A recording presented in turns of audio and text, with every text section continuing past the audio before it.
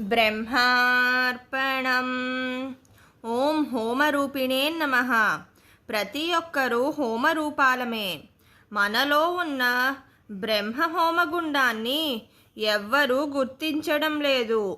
అందులో సత్వగుణం అనే హోమద్రవ్యం వేయకుండా రాక్షసులు ఎముకలు రక్తాన్ని వేసి హోమాన్ని పాడు చేసినట్లు నీవు కోరిక, ఆశ, వ్యామోహం అనే రక్తమాంసాన్ని హోమంలో పడేస్తున్నావు.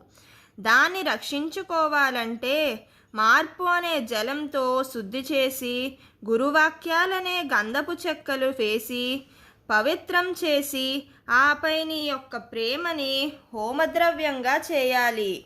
అలా పవిత్రమై హోమరూపిణిగా నిలబడితే నీ కర్మలనే పుల్లలు అందులో పడి బూడిదైపోతాయి. బ్రహ్మార్పణం.